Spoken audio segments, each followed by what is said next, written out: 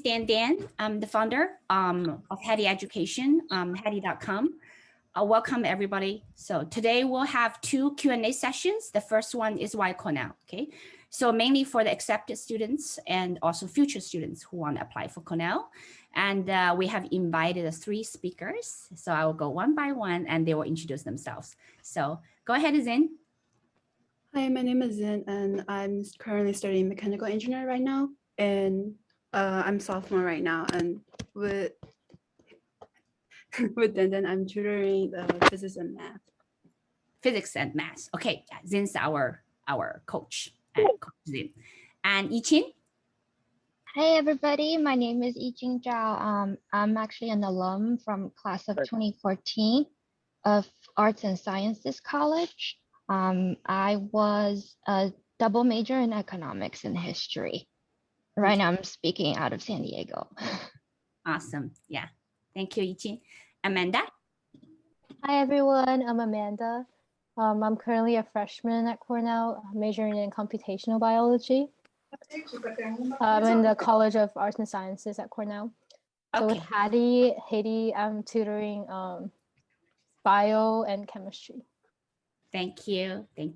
So, okay, so I always ask this, one word, and Zin, how you describe your Cornell life? One word. It's fun. Fun. That's good. That's good. Yichin? URS. Spent so much time at URS Hall and URS Library. Ah, okay. You study too much. Okay, that's very Cornell. Okay. And Amanda? Friends for now. Oh, okay. That's great. So you made a lot of friends at Cornell? Yeah, lots of good friends. Okay, awesome. And from the same hometown or a variety of people? Variety of people, very interesting people. Okay, awesome. That's great. Okay, so yeah, so I will spend a minute just, okay. So the company's Hattie Education, you can Google us, okay? We have a lot of great reviews, almost 45, pretty much everything's top 5. And we operate under the website is Hattie.com. We also have the WeChat version as well. You can search. And I will put in the chat later. And what we do is a really high quality platform. And it's the main goal is help our teachers who help our students. It was funded during COVID. The website, it was launched August, about 6 months ago. And our goal is to collaborate with high quality providers. So we have very experienced high school teachers, and also we have top college students as coaches. So I'm going to mute. Okay, so I will show you very, very quickly because summer is coming and everybody's asking us what do we provide? We do provide summer school, and a lot of them are online. There are in-person summer camp with computer engineering and machine learning in San Diego. So you do summer 2022, all group classes, and you can search. And some of them have different classes time, and all the time you see is your local time. So yeah, wherever your browser is. So today, if you're in New York, you see the EDT, and next week you come to San Diego, you have to sign out and sign back. It will be San Diego time, okay, California time. So all the time you see, and some classes you don't see it offered in your local time because we offer for US students, and if Asia students want to take, just let us know, okay? You can always send us a message and let us know. And you can help us form a small group classes by inviting your friends, okay? So that's pretty much the summer programs, but we also have opportunities for internships, okay? Just wanna show you guys very, very quickly. So Hattie, we hire business and engineering internships in-house, okay? We have managers that manage the internship program, and we don't charge money, okay? So it's not like people have to pay, but we do interview and we hire the right candidates. It's not just giving out to everybody, but we do provide college counseling. So for the internship, the priority does go to our college counseling students first, okay? Just let you guys know. And we also work with third party. We post some jobs for third party for the internship, but we're not there yet. So we're trying to get this internship more into our site. And in addition to internships, we also provide community service projects. So in San Diego, we are working with, it's not posted here, we're working with underserved middle schools and have students help out with science Olympiad projects. Okay, just one simple example. And we host free events, all the events, and pretty much every single event we have a recording. So this last week, we talk about pre-med, and the recording is there. So once you register, and then you want to go back and review it, get all the information. It's very detailed. It's all here. Okay, so today's events, the recording will be posted here. And we also, lastly, we work with young talented writers. So if you love writing, and you can contribute to our blog. And most of our blogs are translated into Chinese, and we also have Chinese blogs and published through the WeChat. But at the end, the site is bilingual. So if you go on, you can choose English and Chinese on the WeChat side as well. And we have the PC version and mobile version is all consolidated. Okay, so that's about it. So thank you. And we'll go to the events. This is what you guys are coming here. It's for Why Cornell, okay? So I have thought about some high level questions that students really care. The first one is Cornell is a private school, okay? But it's a large private school. I mean, do you guys have challenges in registering, taking the classes that you want to take, or it's really hard? And so the question goes to Zin first. You are in School of Engineering, right? Yep. Okay, so go ahead. How difficult is your class? Yeah. So far, like I didn't have any like difficulty in registering like any of the engineering class, but like I did have like some difficulty for like registering like liberal study courses, which is like if it's popular, then it's like hard to like get in. And then, but I also heard from my friend like last semester it's hard to register for like physics classes, but like if you're an engineering student, then like they actually help you find the place for your class. So it's not that difficult if it's on your requirement. But like if you want like some popular liberal study, like most people recommend to take it on the senior year or like junior year, where you have like earlier time slot than another year. Okay, I see. And Yiqing? Yeah, if my memory serves me well, I didn't really have any problems registering coming from an arts and science student taking economics and history classes. What I did had issue was the last year when everybody was trying to sign up for like archery, wine tasting classes. So yeah, for regular classes, probably not.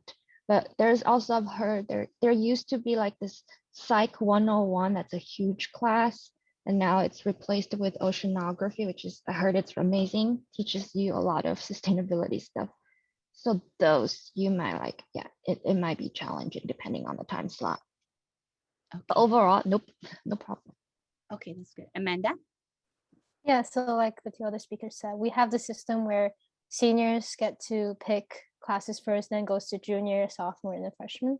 So I would say like your major required classes, I think both in arts and sciences or any colleges that you're in, if it's your major requirements, it's usually not difficult at all to get what you need to take in order to graduate. But like the other two people also said, certain interesting or more fun classes or more popular classes that people like wine tasting, which is a very famous course at Cornell. And I think the ice cream class, just making your own ice cream class, is also really popular. So that you might have to, go to upper class and to be able to get them. But I would say in general, it works pretty well. And we have this website that you can sort of plan out your schedule beforehand and have backup plans to your own schedule. So I think it's reasonable.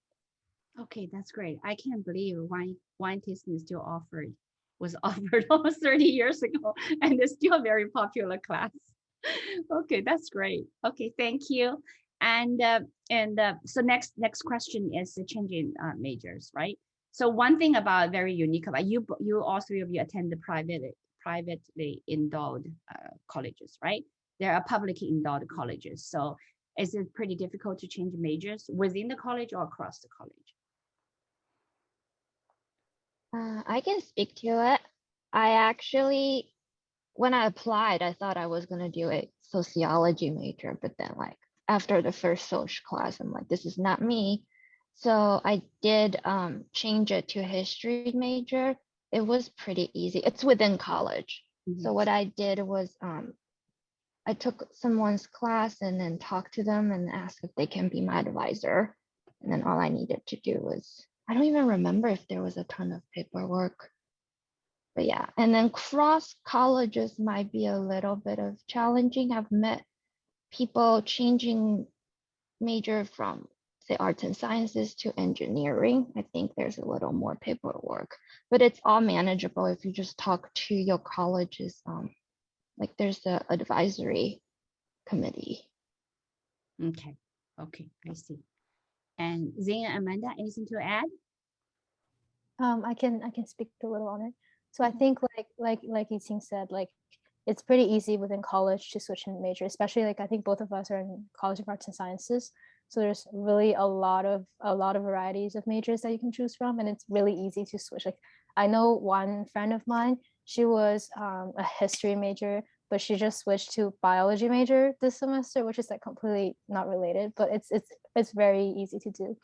And I think across colleges, it depends, right? So if you're thinking like actually switching major versus double major, there will be two different stories, because double majoring across college, I think it's mostly pretty easy to double major across colleges.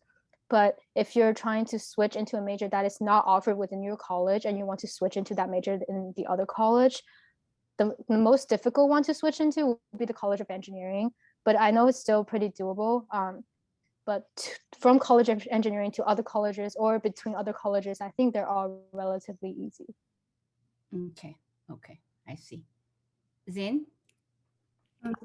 Yeah, I can add on to it a little bit.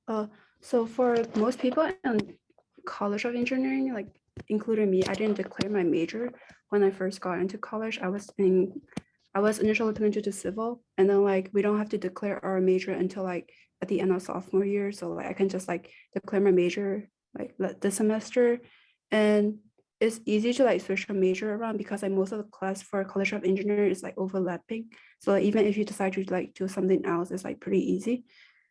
And for like switching across like college, I have a friend who tried to switch like to art and science college, and then I think she had to do like some paperwork, but other than that, like nothing was like that much difficult. She had to do like one essay when she went to switch. Okay. Yeah, so we don't have a representation from the other three colleges that's public endowed. However, for New York residents, the tuition is half. It's still very, very, very expensive, but I think that will have the financial impact as well. So if you switch from, life science to arts and science, and if you're a New York resident and you were paying probably 35,000, and now arts and science you have to pay 70, so that's a little bit more complicated. Yeah. Okay. Okay, that's good. And okay, housing.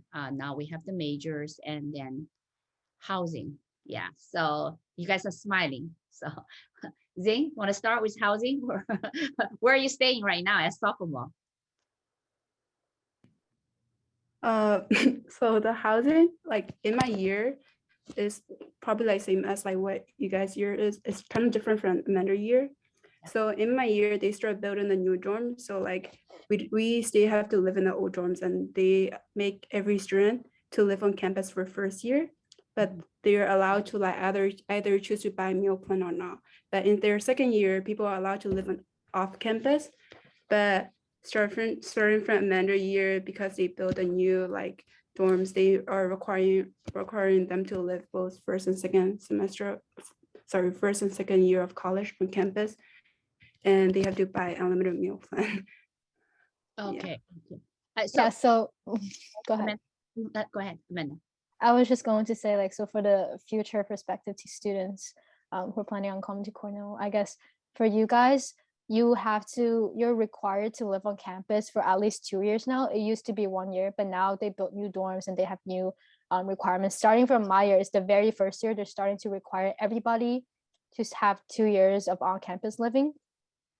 And in addition to that, like Zin said, for the housing system, we have many different meal plans that you can choose from. There's the unlimited meal plan, So Cornell dining halls oriented is like they operate on this all you can eat system. It's like a buffet. Like you swipe a meal swipe in, and you can like eat however much you want. But there are meal plans that have, for example, 14 swipes per week or 7 swipes per week. They were I think for Zen's year and the previous years, they were able to choose the specific meal plans they want. But I think for my year, at least, freshman year, everybody is required to buy the unlimited meal plan, which is like you have an unlimited number of swipes. And I think for my second year too, sophomore year, everyone is required to buy a meal plan. I'm pretty sure they're saying that everyone is requiring to buy an unlimited meal plan for their second year as well. So that's the new policy. Okay. They just want to charge you guys more money. Yeah. So, Yiqing, off campus? Yeah. Off camp. Oh, also a plug for on campus. I was one of those who had to live we were required to live on campus for 1 year, and then you can choose to live on campus for another year. So I actually did one of those program houses. Intentionally, I joined the Latino Living Center, which is actually a very good location, and fascinating people living there and having events weekly. So it's kind of a natural community for freshmen to find herself in. And they also take more than just freshmen. So I lived there for 2 years and then got off campus. Third year, I was renting with, I think, 4 other friends just off on State Street.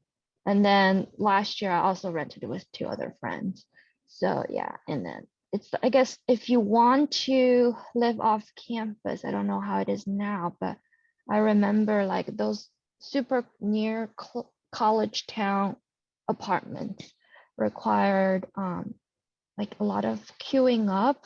People would get up super early to try to get a spot and sign the lease. So I didn't have to do that because I wasn't super wedded to the idea of living right in a college town area. Okay. Yeah. Thanks. Go ahead, Amanda. I would just say thanks. Back to you. Okay, that's fine. Yeah. So I actually was living on the west side, co-op. It's on-campus housing, but I pay $350 room and board per month. And I went back a couple years ago and they were paying $450, $500 room and board per month. So it's still the most inexpensive option of living on campus. And then I didn't have a car. Most of us don't have a car. All the food is delivered, but we have to work. Still right now, I'm very close with the co-op. It's called Von Kron. And one of the housemates was going to speak today, but he was in Europe.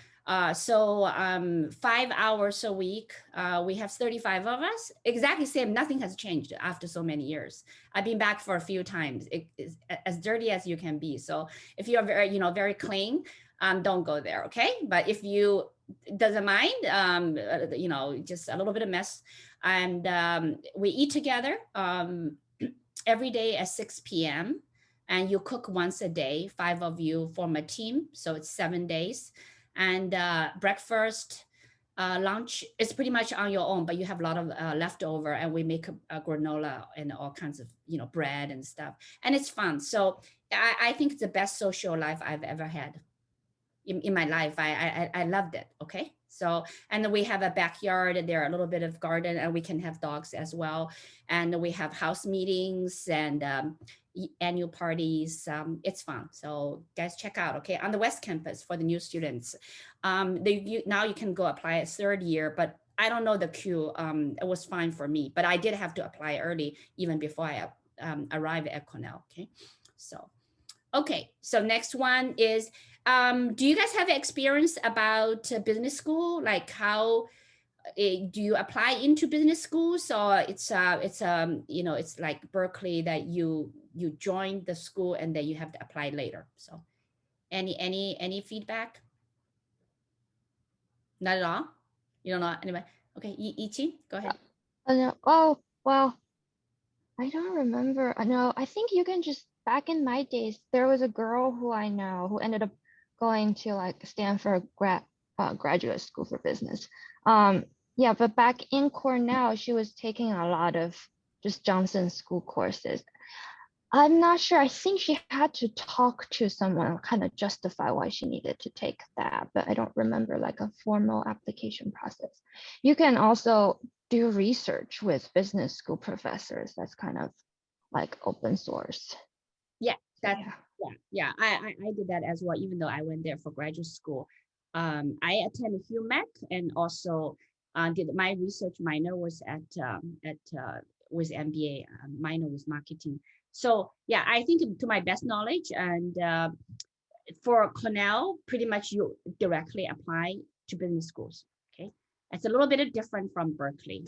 Berkeley, you have to be a freshman and you reapply, and also slightly different from Ross. So right now, undergraduate business major is getting more and more popular.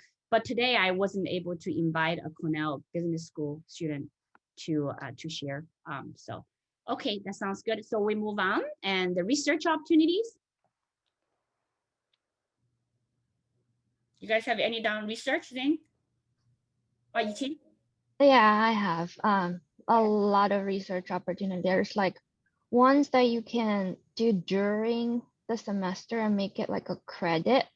You just like talk to, I think it's called what was it called? Basically, it's like 1 credit, 2 credit class, and you just like make sure it is. You talk to a professor beforehand and agree on a plan and research. That's like, but I did all the like humanities and social sciences research. I also did research with someone over there in Scheiman, conflict resolution school in ILR. I think it's kind of organic. I went to an event with my ILR student friends, and then after that I talked to the lecturer who's an alumni, and then he said he had some research opportunities. We were doing like literature review for specifically whatchamacallit, the conflict resolution and non-legislation solutions for workplace disputes. So that was my experience. I did it pretty much like for 3 years, just on and off. Yeah. Okay, that's it's a paid research, right, Yiqing? Well, with the ILR person, he did pay me, yes. But Okay. with like, if you do it for your own credit, no. But then you do get to like use that as a credit.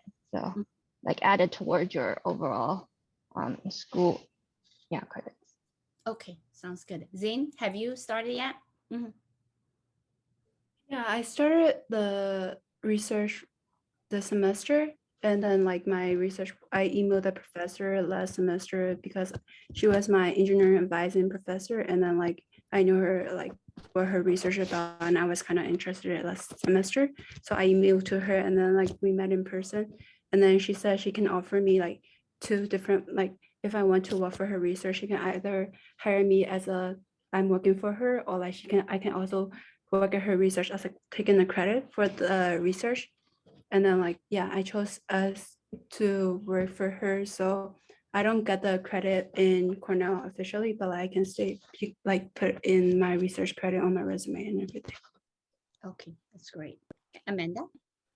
So I'm currently looking for a research lab. I haven't officially joined one, but I think like for biology, for like those kind of science majors, most people, a lot of people, especially in a research institution like Cornell, a lot of people do get into research. And I know a lot of senior friends or high upper level classmates that I have, they would, there's some people who are more passionate about research than others, but typically like sophomore year is when people usually get into research. And depending on the type of research you do, I know a lot of bio research, they usually spend 3 years in the lab. And the intensity of your research really depends on the lab that you're in. For example, I was just interviewing with this PhD student from this bio lab, and that their lab is pretty intense. They require 15 hours per week to work for them, and they want you to stay over during summer and do 8 hours of research with them every day. So summer will be paid, but during the school year, they only offer the credit version. So you only you get credit, but you don't get paid. So this is like a relatively intense labs. Most of the upper level friends that I asked, they usually typically do anywhere from 8 to 12 hours of research in bio or chemistry field, like very, very science field. Like this is the typical amount of time that they would spend at a research lab per week. Okay, that's great. Yeah, so most people think that research is for pursuing master or PhD, and that's really needed. But I want to really be clear here is even you don't want to pursue postgraduate work, research skills are very, very, very, very important. Okay, so you can be hired as McKinsey or by McKinsey or by Goldman Sachs. And a lot of top companies hired Ivy grads, and they expect the research skills because they're going to throw you a problem, and then you have to research it and figure out what the problem was. So I actually followed that career path. I was paid, of course, I was a graduate student, but I was paid, even traveled overseas and conduct research, and did my dissertation. It's like 250 pages. And it wasn't really for the becoming a professor, but that research skills helped me in my job, industry high-tech job, because I was hired at a high-tech company at Qualcomm to be industrial espionage, quote unquote, just for fun. It's called a product analyst, is doing competitive analysis, and that's mainly for research. So that skills actually is very, very important. Okay, very good. And now we talk a little bit about course, a little bit about research, a little bit about major. So my question to you guys, Zing, how many credits do you take each semester on the average? I don't take that much credit, but I know a lot of my friends take like around like 20, 24 credit, but they changed the policy like this semester again, that you're only allowed to take at most 21 credit for engineers. But I'm currently taking about 17 or like 18 credit, but without like including the research I'm doing. Okay, yeah, that's a lot already. Yichin? Yeah, word of advice, don't, especially first year, do not take like more than 12, 13 credits. Lesson learned. Not pretty. But yeah, and especially if you I got really sick first semester too, so because just traveling and new environment. Anyway, if you take like 12, 13 credits, it's still manageable. Later on, I learned I was like at 18, sometimes went up to 21 credits because I did double majors. So I needed to balance my courses. Yeah, and then I think it's more about how well you do, and then also what classes really help you discover what you want to do and helps your future plan rather than just do a lot. Thanks. Okay. Yeah, I think we're slaughtering ourselves by taking 21 credits. So Amanda, how about you? Yeah, I feel like because Cornell, I know a lot of people are pretty everyone's really smart here and everyone's really competitive. Sometimes people compete like passive aggressively compete oh, how many credits you're taking, if you're not somebody say, oh, I'm taking 18, and the other person say, oh, I'm taking 21, then you feel bad about yourself, but it's not necessary. And also so last semester I took 18, this semester I'm taking 19, but I have to say that number of credits really don't reflect the difficulty level of the classes that you're taking. For example, last semester it was 18 for me, this semester was 19, but classes I'm taking this semester, one of the class was the wine tasting class that we were talking about earlier. So there's two versions actually. Most people know about the hotel wine class, but there's also the agriculture school, so the cows wine class, which is also really interesting. Both me and Zin are in that class right now, and that course is 3 credits, right? But it's a relatively chill class. So the number of credits I think really don't show anything. Take what you need and take what you want, and I think that's most important. Okay, that's fine. So I know Zin started tutoring with us in the winter, and now you're okay, I'm too busy. So how many students can you take from Hattie this semester, Zin? Oh, What? I thought before I like school started, I thought like I would be busy, but like surprisingly this semester I'm like way less busier than last semester, because last semester I had like 4 STEM clubs and all of them have prelims, but this semester I have 3 STEM and only 2 class need prelims, so I can take like 3 students this semester, but with last semester's schedule, probably like 2. Okay, okay. How about Amanda? I currently have 2 kids that I'm tutoring, and it depends on how much they want me to tutor, and depends on like what course they're in. So I think 2 is a good number. I Yeah, I can know. take care of both kids. I know. I think for top school coaches, more than 3 is challenges. So thank you both. So good. Okay, thank you. And okay, club. So I have the context with Berkeley because both my kids are at Berkeley right now, and often I hear about like, oh, so hard to join the club, especially consulting club. How about Cornell? Yeah, is that competitive? It's like depend on the club. For example, like if you're trying to join like some like academic club, like depending on like how much they're popular and on like how they choose the club members. Sometimes you have like I try to join one of the club which is called Combat Robotic, and then like I had to apply, and then I also had like to interview for that club. But there are also other like fan club that which you can easily join. Yeah. So like depending on which club you want, it's gonna be relatively harder to join than like high school club. Okay. And Ichin? Yeah, totally agree with Din. Just depends on what kind of clubs. I think the ones that tend to have a professional spin or like consulting clubs, there's like an Asia Student Business Club and can't remember, then like Psych Club even. I think those like requires interviewing sessions even. But when you're inside, they also just kind of help prep you like get the jobs. Or investment banking clubs, is it still a thing? But for the fun ones, it's not much threshold. Or you can also start your own club if there is nothing right there that you feel like needs to be addressed. Okay, that's good. And Amanda?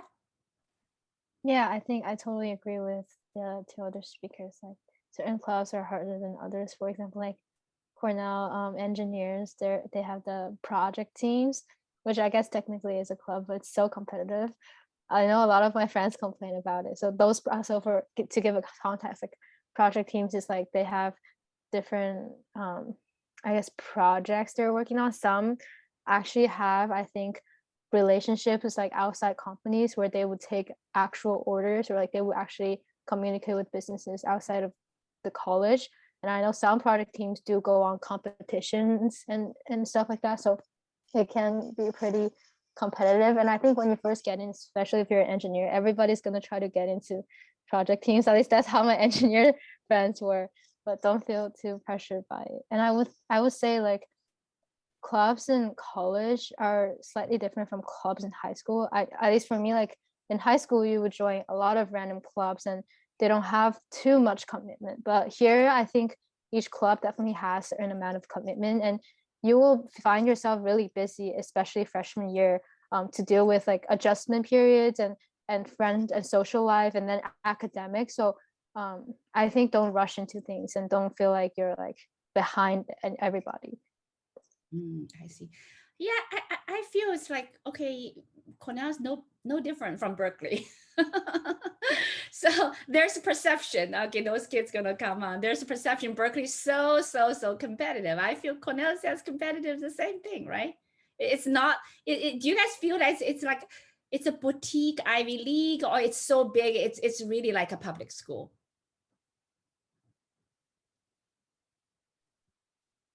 I feel like if you're a hotelier, is there still a thing you'll feel like we were joking? They were like a high school, like in the sense like everybody's close knit. In But hotel. for me, yeah, the hotel school of hotels. But then for me, it was big, especially the economics major. But then I heard they reformed after I left. Now they forced the curriculum to have like certain number of small seminars that you have to take. So whenever you go to those classes of sizes that are less than 20 people, like it shows. My smallest class was 4 people. I was taking it with like 2 seniors and I was the only junior with the other junior. It was a history 4,000 level class. But yeah, just depending on what you're choosing. Okay. Okay, so what's the class size, Zing and Amanda? What are you guys coping with as a freshman and a sophomore? I think like, go. oh yeah, I'm sorry. Yeah, so for us, the intro class is definitely a lot of people, or like it's usually like around 200, like at least 150 people in like each classes. I remember like one of my professor was saying like for the one of the physics course, there were like 400 students in like the for the fall semester for E&M class. And then like there's also about like 800 students for like the CS class too, right? 11, 10.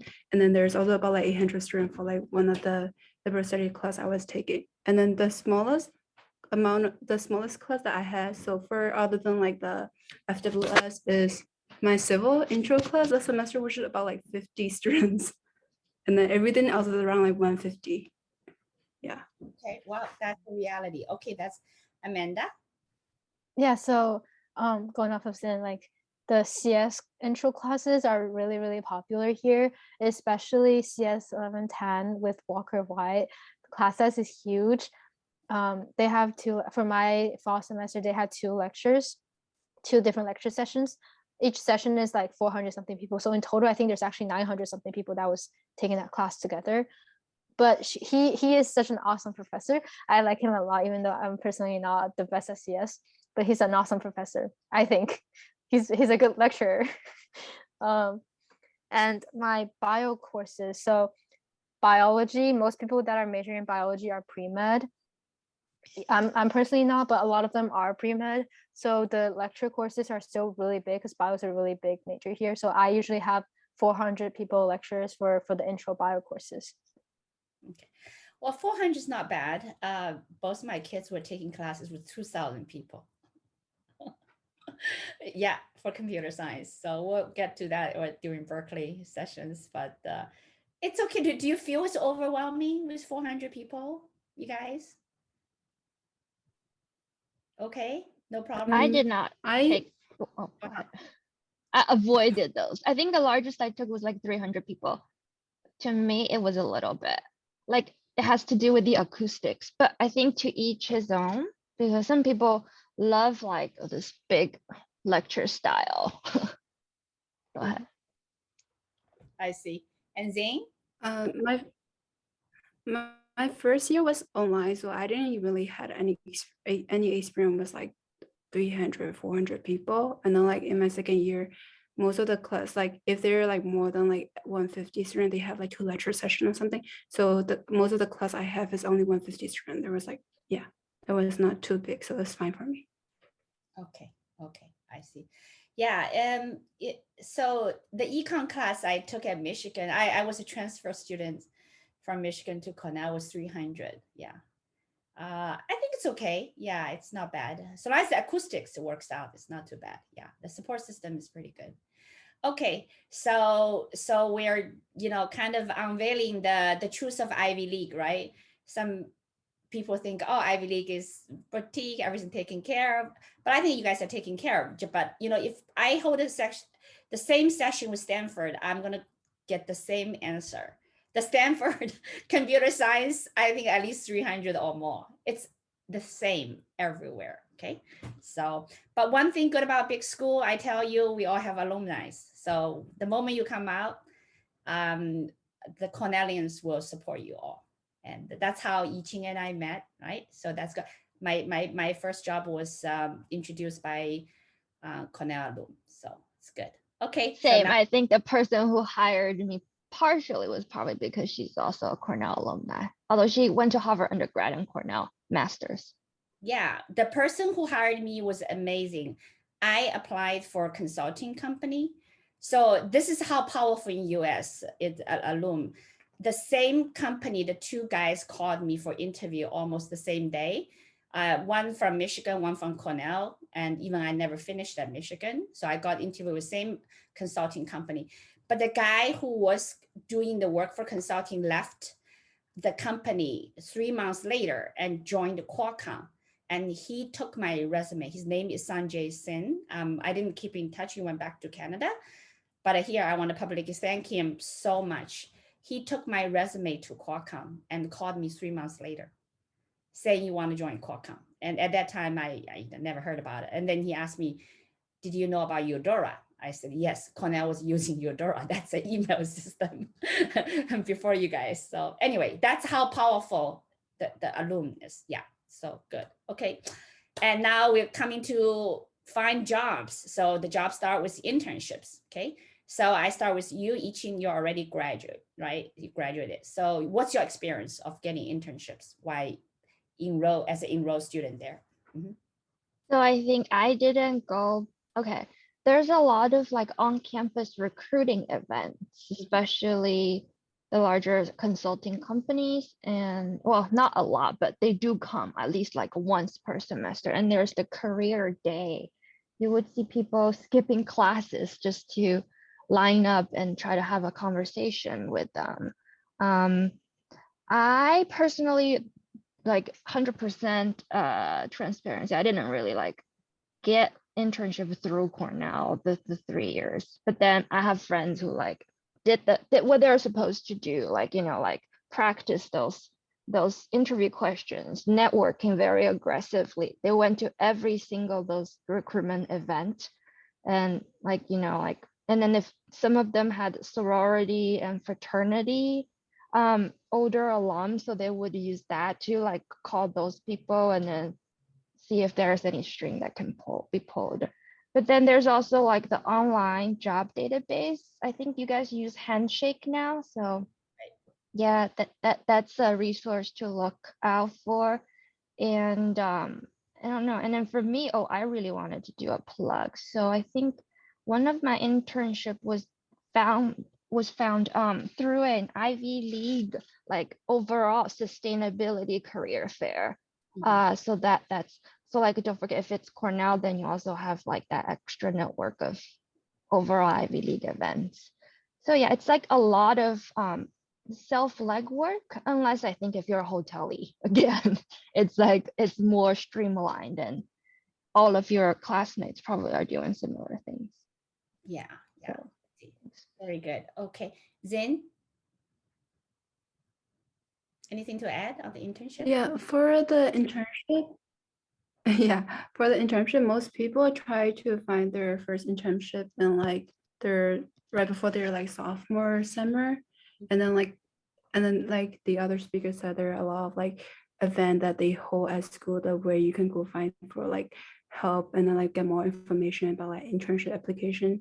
And then for engineering school, like we had for first semester, we had to take one class, which is just like it's just, I forgot what it's called. It's just like you just meet this engineering advisor and two other like older like students.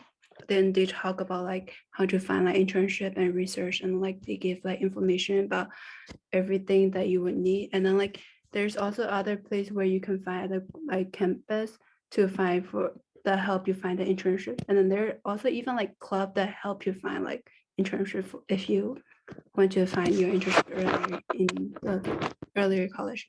And okay, yeah, for freshmen it's hard. For incoming freshmen, even of course, just high school students even harder. For sophomore, it's hard, and most internship actually are handed to for the juniors. Yeah, because we work with a lot of CS. Even CS should be most popular major for interns, and we have junior students teaching for us in the summer because it's hard for like they get a job in Google and Amazon. But of course, it's possible. Amanda, anything to add there? Nope, tiny freshman, have nothing to say about internship. Yeah. Okay, that's good. So do you guys like what's a typical summers? Like summer's great. Do you guys like how do you plan or how did you spend for the summer at Cornell? Yichin? Thanks. I actually took a summer for classes too. I took like 2 class, 1 Spanish class and 1 econ classes. It was great. I get to like also like summer classes are more chill, I would say. And then even if the material is harder, but it's like it feels like you have more time to work on things. Yeah, and then the couple of summers where I didn't take classes, one summer I spent it back home doing an internship. And the first semester, the first summer, what did I do? I went to with this club called Isaac. They are like a student organization that's really focused on globalism. And I went to Brazil to do like a kind of a nonprofit volunteer thing, educating local high school students and like kind of teaching about cultural competency when I was like for 6 weeks. That was great. So these were my summers. Thanks. Okay, that's good. Okay, so I think there are 10 minutes left. There are a couple of burning questions. One is how cold it gets at Cornell. The students should be worried. The parents are worried for sure, especially from California. Amanda? So both me and Zen are from New Jersey. Okay. I would say it's like not horrible. Like compared to the New Jersey weather that we're used to, it's definitely colder, but it's definitely acceptable. One, because when it gets really, really cold, you're wearing a thick jacket and then you're going indoor immediately. The heaters are pretty good. So just a walk. And we also have local bus system called TCAT, which pretty much brings you everywhere around campus. I think the cold is not too much to worry about, but definitely bring thick jackets and good snow boots. And I think it'll be good. Okay. And the other question is about in and out of Cornell. So Yichin, I know you probably fly in and out of Cornell. So like the accessibility, any comments? Accessibility. Yeah, so in and out of Cornell would be usually take buses. There's the short line bus, and then there's campus to campus Cornell bus, which is a little bit more luxurious feeling. And then they have internet on board. And then I've also done car sharing. So side story, Lyft, before it was Lyft, it was called Zim Ride, and it started at Cornell. We would use like Cornell as kind of a safety valve because everybody's student, like crime is very unlikely. So like, and then we would carpool together and pay the driver like $20, and then he would drive us to New York City. Did that a few times. Yeah. Okay. So that's for the local transportation. So I meant flying, right? So students fly, to Syracuse. You have any comments, Ichi? I flew into New York City every time, and then I took the bus or did the whole car ride thing. Okay. So yeah. I've done the Syracuse once, and then you can like take a limousine from Syracuse, but there's also like other transportation you can book ahead of time. Okay. So I actually every semester for some reason I had to leave, even though I wasn't there very long, for 2 years and a little bit over 2 years. So I actually flew Newark, and then flew the small flight from Newark to it's Thompson Airport, right? That's called the Ithaca Airport. And it's funny, during the old days, that was a joke when I was trying to book a ticket going to Ithaca. They said, "Oh, we don't go to Ithaca, we go to Tokyo." Because people never heard about Ithaca, they thought it was a city in Japan. So that was funny. So anyway, okay. And I have one more question, and we only have 5 minutes for the audience. Do you guys pay per credits? Is the tuition is based by the number of courses you take, or it's a set amount? You can take as many classes as you. You guys are shaking head. Zane, want to answer? Mm-hmm. Yeah, sure. So for the tuition is you have to pay by like semester, and then like for some classes, like some PE classes, you have to pay like additional fee. And other than that, it doesn't matter how many credit you are taking, but there's a limit to the credit depending on which major you're in. Okay. That's good. And I actually interviewed a student, and it's funny, and he's a second-year transfer student in San Diego. And I was going to ask him to join for a second year because we have students. It's common that Cornell gets a second-year transfer, and he told me he already graduated within 3 years. So he's transferred second year to Cornell and stayed 2 years, and he got out. So anyway, is it possible to graduate within 3 years? So Yes. very possible. Possible, Amanda? I know a lot of people do graduate in 3 years, especially if, because a lot of people do double major here, or at least like double major and a major and a minor. But if you're like straight up just doing one major, it's really feasible to just graduate in 3 years. Yes, even if you're double majoring, I know people who are able to graduate in 3 years with 2 majors. Yeah. Okay. So does Cornell take a lot of AP credits, or you have to start from fresh? Yeah, they just take a lot of AP credit, and yeah, for like if you have like AP like physics credit, then like they just take it. And then, but I know for engineering, they don't take the statistics credit, but other than that, they also take the liberal study credit. So yeah. They do take AP credits from high school. Okay, that's good. Okay, so I know you both are in arts and science, especially you're in School of Engineering, computer science. They have, I mean, 2 majors. There's any difference? One's School of Engineering, one's arts and science. Any difference? No single. Go ahead, Amanda. Not so much difference in terms of like the your degree, but definitely like slight difference in terms of your college requirements. So if you're in College of Engineering, they have a basic set of College of Engineering requirements that you have to fulfill. That is like, doesn't matter what you're majoring in inside of College of Engineering, those are the requirements that everybody has to go through. And that is a set of different requirements compared to if you were to major in CS and College of Arts and Sciences. So we have this thing called breadth distribution requirements. So Eating is nodding her head. It's like there's 10 areas of different fields, I guess, that they want you to sort of try in. For example, there's like physical sciences category, there's like ethics, there's like arts, history, like many different categories. That's why we're in like arts and sciences. So that's the major difference, I think, between major in CS and College of Engineering versus in arts and sciences. Okay. Yeah, from my experience, CS also that very similar is offered at Berkeley at 2 colleges, but they're all this. At the end of the degree, it's valued the same. My personal opinion, I don't think the CS coming from School of Engineering is worth more, or make students easier to get top jobs. They're the same. Because the CS requirements are pretty much the same, right, Amanda? Yeah, and Zing? Yeah, I actually have like a friend that's in earned science who's majoring in CS. And I also have a friend that's majoring in CS in College of Engineering. I think the basis requirement for like CS major itself is the same, but the college requirement is different for like COE. Like they're pretty strict on like which math courses, like you have to take 2 math courses and 2 physics courses that are in like College of Engineering, which is harder than like the math and like physics course in art and science. And then like you have more flexibility in choosing like which like math or physics you want to take.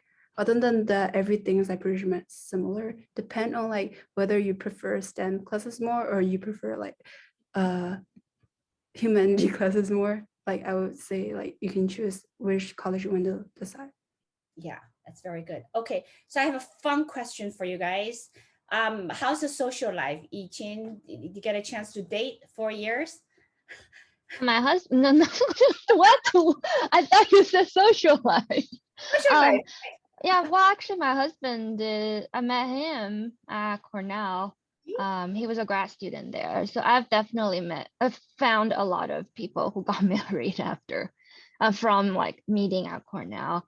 Social life wise, very rich. Like club events, like sometimes they have their fun socials, and yeah, just and then I know they have karaoke now in college town, so that's great. Pretty like for a little town, I think they do have quite a few good restaurants. So yeah. So there's a perception in Chinese, here some of you are, and two of you. So the word is, they call the translated Cornell become Kangchun, village of Cornell. It's like a village, right? It's out of nowhere.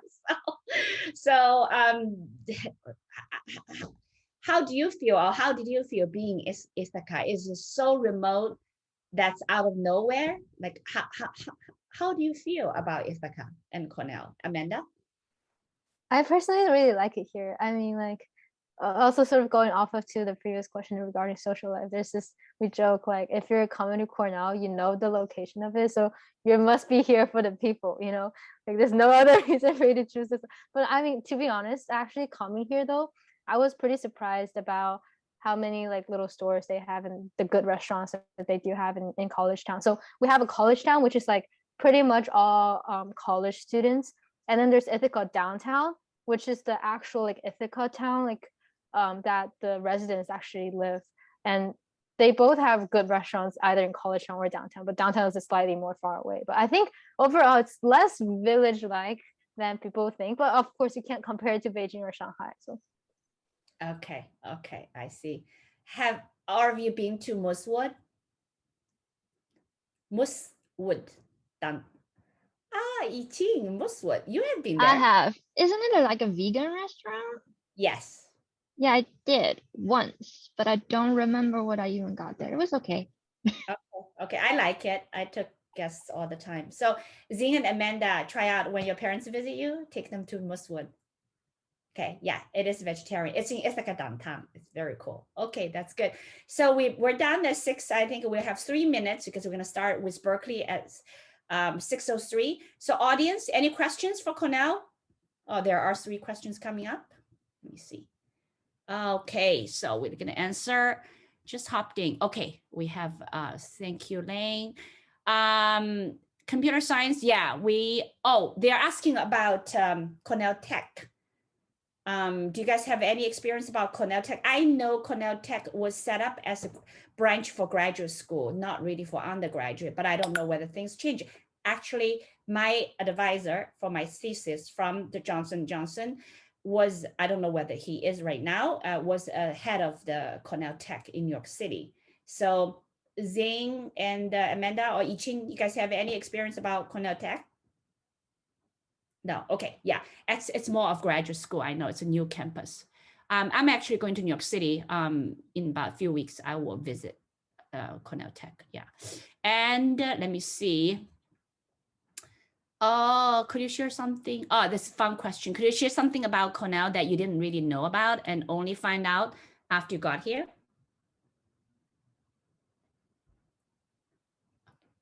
I'll share something that like I like knew theoretically, but like only felt it after I came here, which is like how like Cornell advertised a lot about its number of courses and the variety of courses they offer. I didn't really appreciate it when I first knew it. Like I did my research about the school. I knew like they have many classes and stuff. But after coming here and taking classes myself here and actually talking to other friends that are in smaller colleges, or some of them are in like liberal arts colleges, they have such a different experiences, and it really makes me appreciate the variety of courses that they actually offer here, regardless if it's related to your major. Like you get to explore so much. Okay, one more question. Thank you, Amanda. Double major from college between the two. Okay, that's possible, right? Double major between the two colleges we talk about, right? Very yes. possible. Okay, good. Okay, so we're wrapping up Cornell Q&A. Thank you, all of you, okay? And I owe you a huge favor. Thank you all. And Yiqing and I, hopefully we'll get together, or I see you in Barcelona. And Yeah. he's going to Barcelona, okay, guys? And yeah, so I will have an email among 4 of us. I will introduce you guys because we're all, go Big Red, and we can visit Yiqing in Barcelona. Why not? Yeah. Come and party with me. Okay. Exactly. Thank you, everybody, for your time. Yeah. Nice meeting you again, and Amanda. Thank you, Amanda. Thank you, Sandia. Okay. Thank you. Yeah. Thank you for working with us. Have a nice day. Yeah. Thank you. We'll have Berkeley event right now. Yeah. Thank you. So give me 1 minute, and I'm gonna close my door because my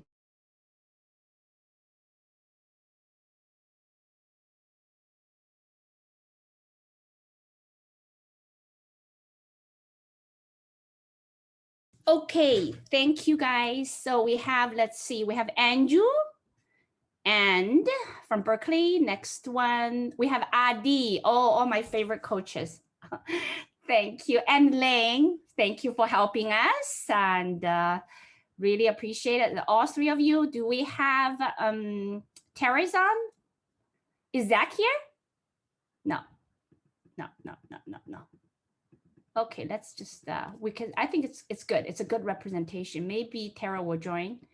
And okay, it's interesting. All three of we have the male students for Berkeley.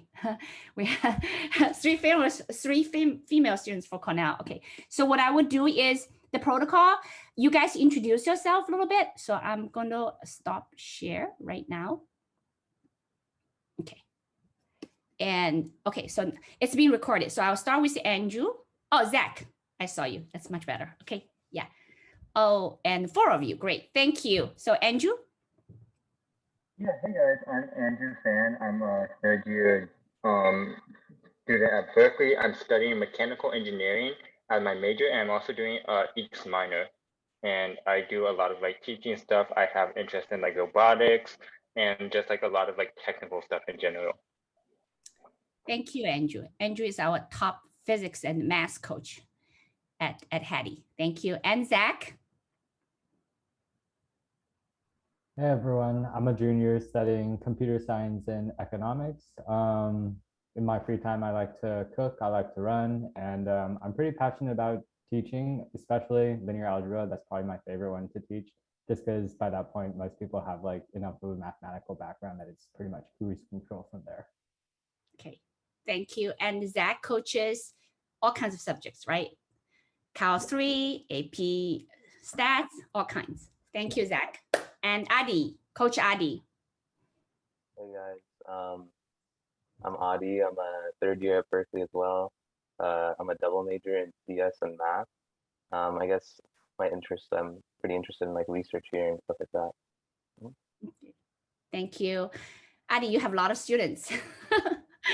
Python, math, and college students as well. CS 61, 61B, so 61A, all good. Thank you, Adi. I know you're very busy. And Lane, it's our first time meeting here, and thank your mom for your introduction. Go ahead, Lane. Yeah, nice to meet you guys. I'm actually not a coach, but I'm a third year at Berkeley. I'm in Haas in the global management program and minoring in city planning. So I'm also that's business major for those of you who don't know. In my free time, I'm on the ice hockey team here. And yeah, anything else? Okay, ice hockey. Wow, Berkeley playing ice hockey. Great. Okay, so I'm gonna have fun question. One word to describe your Berkeley life. Andrew? Busy. Busy. Yeah. Busy. Okay. Zach? Probably flexible. Oh, really? Berkeley's flexible. Okay, good. Adi? I was gonna say hectic, so kind of like busy, I guess. Hectic. Okay, it's very Berkeley. And Lane? I would say opportunistic. So you get opportunities. Okay, that's great. Okay, my name's Dan. I'm gonna just 1 minute take your time, and founder of Hattie. I'm gonna share my screen very quickly because just want to show you who we are. We are Hattie community, and we collaborate with high quality educators, teachers, and top college students as coaches. So Andrew, Coach Andrew, and Coach Zach and Adi are all our coaches. Okay, so maybe Lane, if you have time, you can work with us. We take care of our educators. And I'm gonna just show you very quickly. You can Google Hattie Education. We have good reviews, pretty much all 5. Okay, 45 of them almost. And we also, right now, a lot of students here are looking for summer programs. So I want to just show you 1 minute here. You can click summer 2022 and all kinds of programs are going to come up. Okay. So we're going to have, for college students, we're going to have investment banking 101. and will be taught by Harvard and Dartmouth grad and the expert in merger and acquisition. So it will be launched, and we also have leadership programs for college students as well, and will be coached by our CEO coach, Mr. Dixon, and actually his father was ex-prime minister in Grenada. In addition to classes, programs, we have, let me see, some of your interest in internships. So we do work with high school students and the college students for internship programs, engineering and non-engineering. And quite a few of them are posted here. And eventually we'll bring more third-party organization here, but we're just starting, okay? The site was launched in August, and our main goal here, we stay the same, is to help our, help our teachers who help our students. So it was funded to help teachers who are affected by COVID-19, okay? And we offer free events. This is one of them. And after the event, the recording will be uploaded. It's exactly the same link. Last week, we have a pre-med and 220 audience showed up, okay? And that's about it. So I'm gonna start doing the, here, click here, and we'll go through the list. So the first one is, I think it's very famous about Berkeley, is it's a public school. It's a large public school. So how hard to register your class? You have to fight, you have to wait. Okay, Andrew? Yeah, in my experience, I've definitely been on the wait list a few times for certain classes. As long as you like prioritize the classes you want to take, and then the classes you need to take, most of those will open up and they'll get seating for those. For me, I haven't had an issue in getting into the classes I want for the most part. It's just, you might not know till after the school starts. So there's definitely a lot of waiting involved, at least from my experience. Okay. You're in School of Engineering, right, Andrew? Yeah. So, well, for me, like School of Engineering is actually not that bad. Especially my mechanical engineering classes, the ones that are the hardest for me to get into, especially since I'm not in the major, I'm not going to get priority, so it's going to be a little bit different. But the CS classes are always super full. Like a lot of the classes do have like 1,000 students in, and even still, like there's still a lot of people who, or there's still a long wait list sometimes. So sometimes you just have to wait a little. Okay, I see. And Zach and Adi, anything to add? Yeah, I kind of want to mirror what Andrew was saying. It's pretty much just like you need to figure out like what you want to prioritize, because there's different like times that you can enroll. So just the ones that you know that are critical to take, just sign up for those earlier, and then you're pretty much fine. I've never had a scenario in which I intended to take a class and wasn't able to ultimately enroll in it. But that kind of just like comes with a little bit of planning. So I think if you do that, then you should probably be fine. Okay. And Adi? Yeah, I mean, the same thing. I'd just say, like, also, if you're ever in like a situation where maybe there's a class which you for some reason haven't been able to take for multiple semesters, and you're required to take it before like a certain time, then normally they'll give you like some sort of special exemption or something where you'll be able to take it before like it becomes a problem. So. Okay. So they three all are STEM majors. How about Lane? Are you special, or Haas is special? Go ahead. For class registration, it's actually it's not too bad. It's pretty interesting though, because for those of you who don't know, Haas is a 2-year degree. So you apply at the end of your first semester sophomore year and find out your second semester sophomore year, and then essentially you're going to be able to take all the Haas classes your junior and senior year, and they're reserved for Haas students. So it's not too stressful for Haas. And the classes you would take freshman and sophomore year are breadth classes, which means they're more general. And I think for Berkeley, there's never really, you won't really be forced to take classes that won't help you fulfill your major. You just might not get your first choice sometimes, but I think it's a lot of like myth. It's not too bad, I think. Okay, so it's assured you will be able to take your classes. It just matters. For Haas, it's assured, yeah. Okay, very good. Thank you. Thank you. And changing majors. Did you guys, were you guys all sure when you got into Berkeley what exactly you want to do?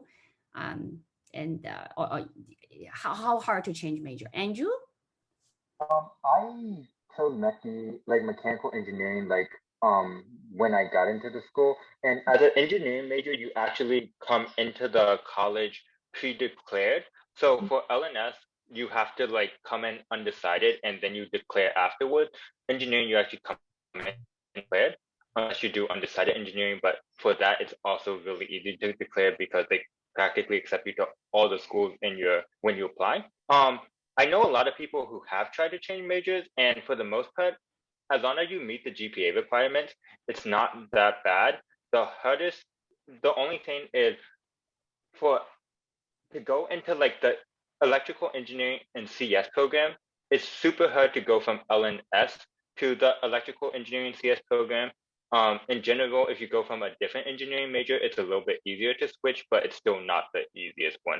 Just because EECS is such a big major, it's hard for them to accommodate so many people who want to switch. Okay, I got it. So for folks, if you're an LNS, going to EECS is hard. Okay, got it. And Zach and Adi, you're both enrolled in LNS, right? Go ahead.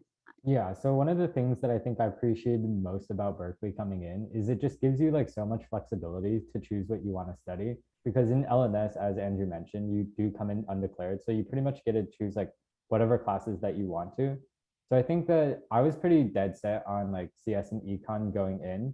So that just made it a lot easier in terms of planning it out. And I'm pretty much able to graduate in 3 years with 2 majors, just because if you know what you want to study, then you just select the classes that you need and then bing, bam, boom, you can knock it out super easily. But if you're the person who isn't quite sure what they want to study, then you have those 2 years to be able to try to figure that out and reflect and take a variety of classes before you ultimately have to declare a major. See, are you planning to graduate in 3 years? Or I could, but. Yeah, got it. Okay, Adi? Yeah, I'd say the same. Within the college, especially if you're in LNS, it's really easy. So I came in just thinking I was just going to do math, and then I ended up just adding CS as well. So there's not really a formal, the only thing that you have to do is make sure that you take all of the prerequisite classes, and at a certain point in your college career, you have to make sure that you declare that you're going to complete the major. But besides that, there's not really any sort of when you come in your first year, you don't have to be dead set on one thing. Past a certain point, you have to make sure that you are on a certain specific track. But first year is pretty much up in the air. Okay, that's great. And Lane? Sorry, I was responding to someone in the chat. Would you mind repeating the question? Just changing the major. Oh yeah. I don't have any personal experience with changing my major, but I kind of just want to echo what they said. I think there's a lot of flexibility, especially since a lot of classes count for multiple major requirements. I think another way of looking at it is picking up a minor or a major late, and that's really, really easy at Berkeley. I think it's honestly, they like to leave you to your own devices. So they lay out all the requirements online, and most of the time, if you just complete the requirements, you shouldn't have any problems. Okay, that's good. Okay, so in high school, you have not college counselor, you have high school counselor, okay, especially in small private school. And do you have counselor that help you out at Berkeley? Yes. And you have? Yeah, there are definitely college advisors.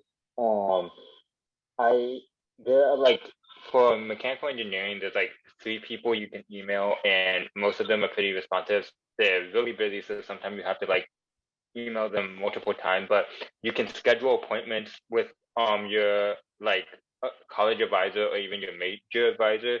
So at least for engineering, I know there's a college advisor, and then there's also one specifically for your major.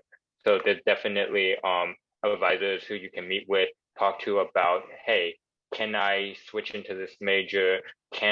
What classes should I be taking? Am I graduating on time? And just talk with them if you have any questions about how you're progressing. Okay, that's great. Zach, your college is gigantic. Yeah, so to be honest, I think I've only spoken to like a major advisor like maybe once or twice, like throughout my entire experience. So if you want like hand holding, this is definitely probably not the place for you, just because like there's just so many students that it's impossible to accommodate like with so few advisors. Okay, I got it. So I'm gonna skip to Lane. How about your program? Yeah, I think Berkeley is like a really massive school, so there's going to be less handholding than other schools, but I have a major advisor, and I would say half the things that I would like to go to her for, I get accommodated. So it's not the most, but yeah, there are opportunities. It's just that the minor things you're not going to be able to get assisted with most of the time. But like massive things that you really, really try to get answered, I'm sure you'll be able to, but they can't help like with every itty bitty question. Okay, I got it. So Adi, I have a question. Before you started at Berkeley, how did you figure out what to take and when to take? So for me, I mean, my high school, there were some people that had already gone to Berkeley before. So I kind of had like, there's kind of like a general path that like people follow. And like I had people that I could ask questions and stuff.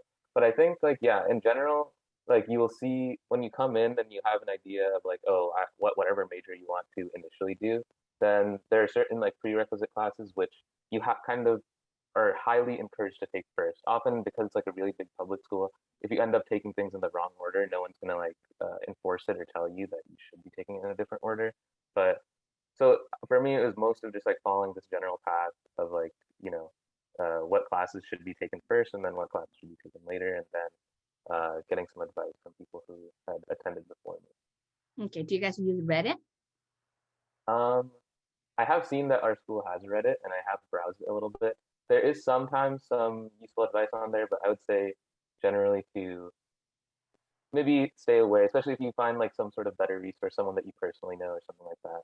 I think it's always better. Okay, okay. So it's to network with your alumni from high school, something like that. Yeah. Got it. Okay, good. Okay, so yeah, I this question is not really in order. I have, you know, academic and non-academic. So let's switch to non-academic a little bit. And I know you're all juniors. Thank you. And my son, I think some of you guys know. So Andrew was introduced by my older son and also a junior at Berkeley, studying CS. And now he took a semester off and he's cooking at Fish and Bird. So I want to advertise for him. So go to his restaurant and eat Japanese food. So Andrew, where are you staying right now? In Berkeley. Huh? I'm just staying on off-campus housing in Berkeley. Yeah. Any other specific thing about it, or just? Yeah, just so you guys are all off campus. So basically, you have to find the housing yourself, right? It's all apartment. Zach, you staying in apartment? Yeah, I'm staying in an off-campus apartment. Audie's actually my roommate, funny enough. So he's in the room right next to us. And yeah, I just want to speak a little bit about housing. Like, I know there's like this is like one of the primary like pain points for a lot of students, just because like trying to find something that's close to campus within your budget with the amenities that you want, that's like definitely tricky. And housing supply is obviously extremely limited in the Bay Area. So you just have to start early and be willing to compromise in some respects. And I think most people end up finding something like suitable that doesn't meet all their like perfect, like it isn't the platonic ideal of where they would want to stay, but it's still somewhere that they find reasonable and it's good enough, right? Okay, okay, I see. How about Lane? Any tips? Yeah, I think the most important thing is to start early. No, like it's a huge issue at Berkeley more than anywhere else. But yeah, I mean, if you start early, you'll be able to find something, but starting late is a death sentence and you have to change your accommodations a lot. Okay, yeah. So both my children, I have two at Berkeley. Okay, one is freshman, one's junior, and they're all staying at after the dorm, or staying at co-op. And co-op is less expensive, but there's just a wait list. So I think it's $850 room and board. So including food and rent. So it's less expensive, but co-op, you have to contribute about 5-6 hours per week to cook or clean the toilet. So just let you know. And some co-op is not probably the cleanest one, and a little bit of hippie, a little bit different from fraternity, the co-op culture and fraternity culture. So I just want to share that option as with you guys as well. And space is very limited. You guys have to apply. Okay, so that's housing. And so I'm going to jump to safety for now before we get into specifics. A lot of parents are concerned, okay, because of the crime rate, and they look at the map, what happened. And Andrew, you've been there for 3 years. Of course, you had to go home. Maybe everybody had to go home during COVID. How do you think of the safety at Berkeley? Were you concerned? It's a college campus. It's not some stuff does happen occasionally. Like it does happen. It's not like if you have like a lot of the alerts on, you will see a lot of stuff. They try to tell you to keep away from certain areas that like when stuff does happen. But in general, there are like a lot of buses around the area. Berkeley, I know, does like safety shuttles, and like they'll have people walk with you if you want. Like there are a lot of things you can do to be a little bit safer that might take a little longer. But for the most part, I say the campus is safe, but the stuff does happen. Like it is a college campus. A lot of college campuses, I feel, in general, do have like they're in major cities, stuff will happen. Okay. Any other comments from the speakers about safety? Sure. I mean, I would say like in general, at least for me, because I knew some people from my high school that came to Berkeley, and they said like, oh, it's like a really big issue. And in general, I would say like it's not something to worry about too much, as long as you are, you're using your common sense when you're outside. So I would say like I've only ever known one person who has like run into like some sort of situation that wasn't like that great. And I think typically that happens only when you stay out like very, very late, past like 2 a.m., 3 a.m., and you're in like an area of town that is not the closer that you are to campus, then normally nothing will happen to you. So if you're on campus, for instance, it's very, very rare that something would happen. If you're off campus and you're going closer and closer to like the Oakland area, then you definitely have to be more cautious. But as long as you're using your common sense, then it should be fine. Yeah. Oh yeah, and most of the crime, sorry, really quickly, most of the crime is, like Zach said in the chat, it's mostly just petty theft. So we get like emails and stuff from the Berkeley PD. I think there's like a service that you can sign up for that will say like what crimes have happened. And normally it's like someone got stolen. It's not like a mugging or something like that. Okay. So your students feel okay. You're okay. You don't have a lot of fear being there, sounds like. Okay. How about homeless people? Any comments? Lane? I mean, I think it's definitely one of the like more popular topics to talk about talking about Berkeley, but you don't really talk about it so much when you're here, because I think you get a little desensitized. Of course, it's probably going to be more than wherever your high school is, but most of them, especially if you keep your distance, won't do anything, and the ones that will are not. It's never really dangerous. Maybe at night you want to like cross the street, but there's this area, People's Park, where most of them are like densely populated, so it's not like you'll just run into a homeless person across the street from your dorms. You usually will know where to avoid. It's just about familiarity with the area. Okay. So it sounds like you don't want to walk alone at night and also looking at your phone, right? That won't. Yeah, I mean, I'd definitely be cautious and walk with someone if possible, but if you're able to like navigate strategically and avoid certain areas, you'll be fine. Okay, thank you. Okay, so they're going to be a little bit of a intense discussion here. One is about CS, because a lot of students want to study CS, and one is about HAS. Okay, a lot of students want to go into business school. So I will get the CS discussion out of the way, and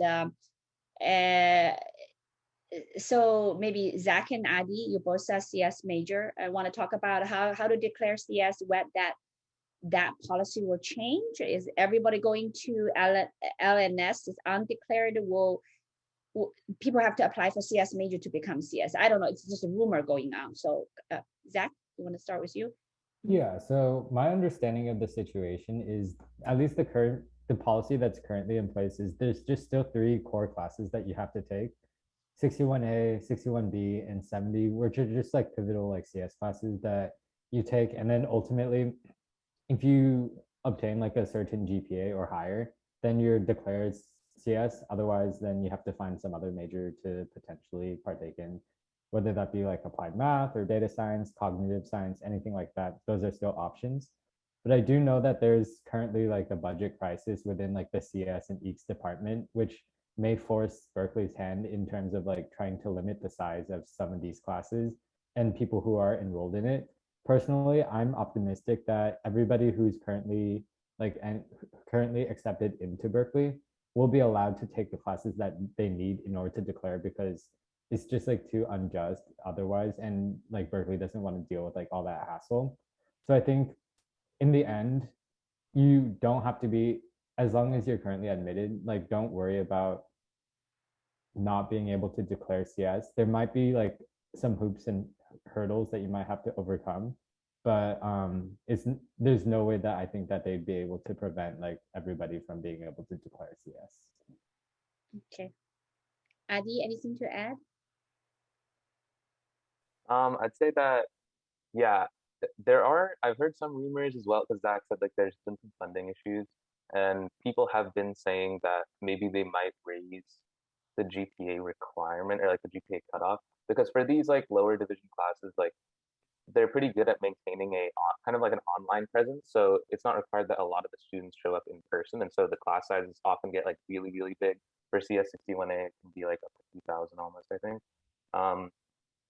But, you know, I think even a lot of lecturers have said like that's like a very last case scenario. So if you're coming in, I would say don't worry too much about like, just worry about like or doing well and just focusing on doing well for yourself, and don't think too much about the GPA cutoff. I think it'd be a really rare or really extenuating circumstance if they were to increase it. So. Okay, so the GPA requirements do 3.3 B plus, the same, Zach? Yeah. It's a 3.3 across 61A, 61B, and CS 70. So it's average, right? So you can get an A, and the other one get a little bit lower. Okay. Yeah. Okay, that's good. So for Andrew, in School of Engineering, like ECS, they don't have that requirement, right, Andrew? No. So for engineering, if you apply to be in the College of Engineering, you apply for your major, and you come into your major. So, like you are accepted into the major when you come to the school. If you try to switch, that's a different story, and it might be hard to switch into. But for the college specifically, you come into the college itself, unless you come in as an undecided engineer, but that pretty much allows you to choose any major inside of it, or that allows you to choose any major inside of the engineering college, because the process to be like to get accepted into that program, well, not that program, but into that major, is pretty much the same process of getting accepted into all of the engineering majors. So pretty much, if you can get into that, they'll take you into any of the schools. So you can just kind of go and take any of the classes. But that major is also, or that undecided or undeclared engineering is also harder to get into. So take that with a grain of salt. Okay, I got it. So if you're entering School of Engineering, you're accepted as ECS, pretty much that you don't have to worry about. You're accepted as Mackie. You're like, so when you go into your portal for like LNS students, I believe it will say like undeclared or like intended. For engineering students, it says your major, because that's what you were accepted for. That's the college you're in, or that's the major you have. Okay, I got it. Thank you. Okay, so now there are questions. I also host Berkeley parents for the class of 2025 and our class of 26 at the WeChat. Most of them are American-born Chinese. Anyway, there are questions about does CS, ECS versus CS for getting job and internship.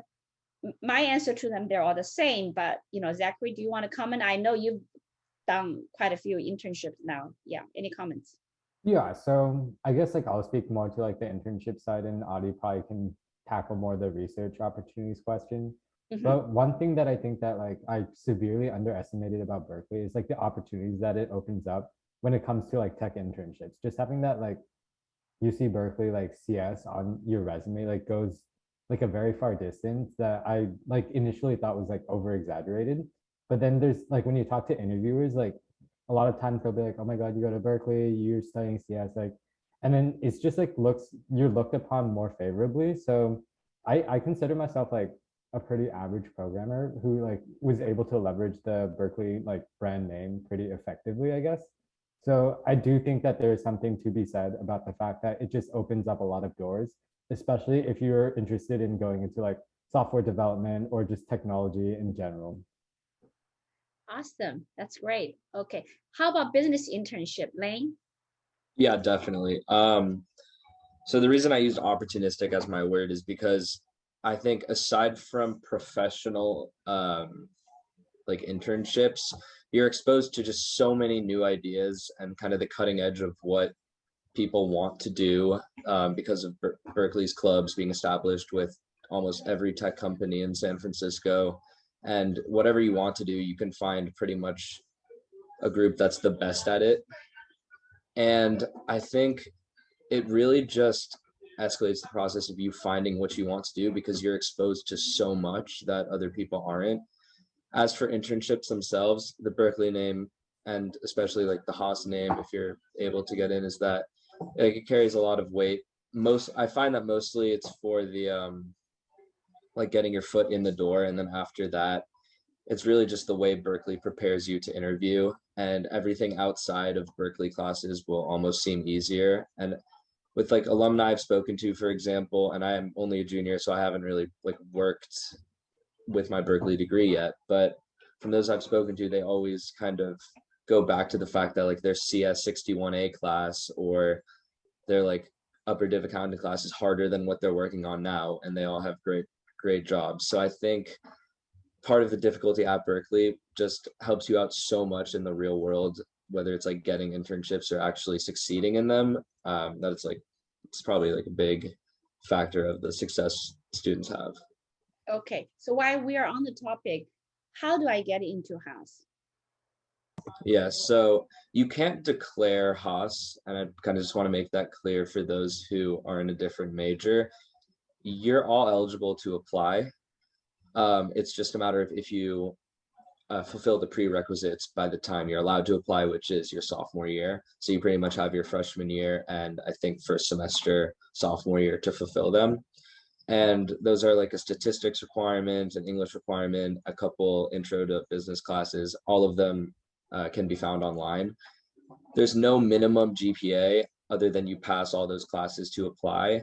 And I think that's a really big misconception of the Haas application is that GPA matters a lot. I can't speak exactly how they let people in or what their approach is, but I think it's more holistic than people like to think. Obviously, GPA is important, and the best you can do is like what you should want to do. But personally, I think that the internship experience you have and how you pursue your professional interests and the extracurriculars you do and the essays you write matter a lot more. I know multiple people with 4.0s who got rejected. So it's not an automatic acceptance. It's really about the essays and I guess seeing how you like those intro classes. Wow, about the essays. Okay, you better write well, right? Yeah, it's just spend some time on it, and yeah. At Hattie, we have tons of writing programs, so I always emphasize that students need to write well. So because that's not the face, right? People don't see you until you're writing first. Okay, got it. I see. So what's the percentage? I mean, we can Google it. Do you know the number on top of your mind? I mean, it's only rumors because they don't release it, but I think hovering around 35 is a fair estimate. It's usually like a third, maybe a little more, depends. Okay, not too bad. I see. Okay. And so a lot of them are transfers too, so it doesn't speak to the application process. Okay. Okay. Transfers, you mean the third year transfer into Haas? Sorry, yes, I meant people from like community college or other schools. Yeah. They can apply Haas directly? Yes. So junior transfers can apply to Haas, and then if they get in, since it's a 2-year degree, they just do it their junior, senior year, and yeah. Interesting. But it's a separate like thing than freshmen or sophomores applying. I see. What's the class size each year? I'm not sure actually, but yeah, I'm actually not sure. I don't want to give incorrect estimates. Okay, no worries. That's the Google thing that, okay.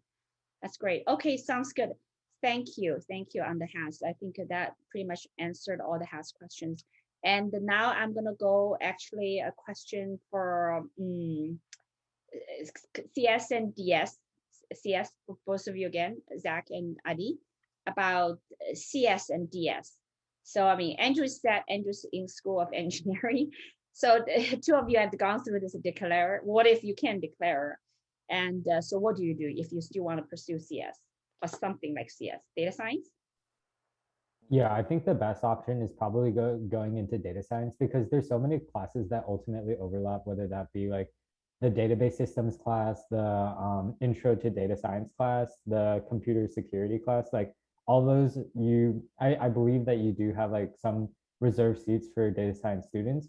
And then if you don't want to go into data science, like I mentioned before, there's also applied math, cognitive science, a lot of different like related fields that ultimately allow you to take CS classes that will give you the background to get like a tech internship if that's what you ultimately want to get, or if it's just a matter of interest, then that's something that you can also pursue.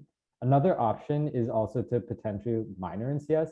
That might not be as straightforward now with like the enrollment like bottlenecks that we're currently experiencing. So I would definitely say if it's something that you're interested in pursuing, try to major in like computer science or data science initially. Okay, I see. Yeah, I just look at all four of you that, oh my gosh, we need an English major here. So I wasn't able to find, because all our English teachers are senior teachers and all of you are young STEM coaches. So anyway, okay. Do you guys have friends who are English majors or history majors? How is their life? Andrew, do you know anybody? I know a few like humanity majors, like poli-sci, but I don't like know exactly how it is for them. I don't really talk about that too much. Okay. Three of you, any perspective as for non-STEM students? Life is easier at Berkeley? I mean, I think, yeah, I mean, it's easier to like life.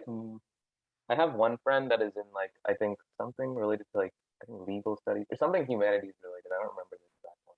But for them, it's a lot like, it's like a different, for us, like, there's a lot of work. For them, it doesn't mean there's necessarily less work or anything like that, right? It's just how I like to say it is because our classes are so big and there's like kind of requirements on how professors have to grade. If you there's actually a website there's a website you can go to online, one of the Berkeley websites, which will tell you like the guidelines, like how much percentage of kids they want in like each grade bin. And it kind of influences how the professors grade because they have to make sure only a certain number of kids get an A and only a certain number of kids get a B and so on. And I think those kind of restrictions don't really exist for humanities students. It doesn't necessarily mean like the work is a lot less. I know my friend reads a lot of, he has to read a lot and write a lot of essays. But in general, like because those grade restrictions don't exist, then maybe there's a little bit less stress because you don't feel consistently like you're competing amongst your peers, right? You're not like, oh, you know, if he's doing better or she's doing better, then it's a bit more worrying for me. It's not really that kind of environment is a little bit less. It's more reduced, I would say. Mm-hmm. I see. Lane, since you hang out with Haas students, so some of your friends may come from non-STEM majors, right? Yeah, some are not from STEM. So what's your perspective? Sorry, I was in the chat again. Can you repeat that? No worries. I know you're taking care of that. So our question is non-STEM majors and business major. How is their life? I wish I invited an English major. I was just joking, but do you have any perspectives? Yeah, I know a lot of people who are I think, in other majors. I think STEM is probably the heaviest workload. So usually Haas and other majors are more similar, I think. But again, there's just they're like doing their classes in their own departments that I'm not too familiar with, but I've only heard good things, and I think they each major has their own like advisors, so they kind of get helped out separately than from where CS and Haas majors would get help from.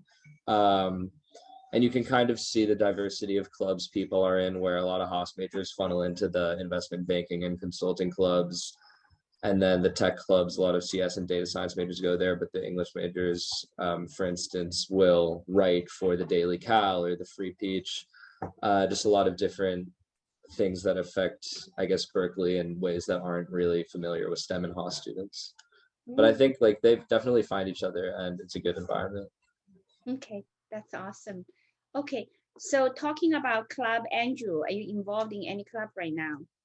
Yeah, I'm actually in two clubs. They're both like robotics team. Actually, this is how I know her son Aiden from. And it's getting involved in clubs. Some clubs they're really easy to get into. A lot of clubs at Berkeley, there is like some sort of application process, and a lot of times the application process it's not about you have to be a genius. It's just you need to show interest because what they can teach you a lot of stuff in these things. But you have to like show you want to actually put in time. And even if you don't get into these clubs, it's not like in terms of like your resume or stuff like that, it's not like the worst. You can always learn stuff on your own. You can always like build your own portfolio. At the end of the day, like if you're doing a club to be like I want to get hired, it's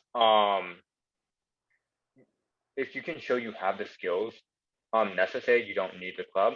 And if you're just doing the club to for fun, most of the time you'll be able to get into it because they'll see that you actually want to do it. You have the interest and like you want to like actually learn.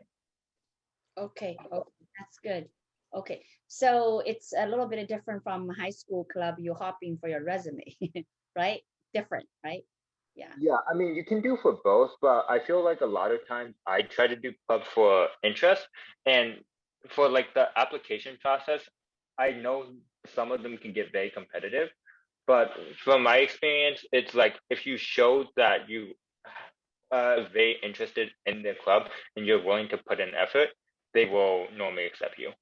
Okay, awesome. Okay, and Zach, Adi, anything to comment?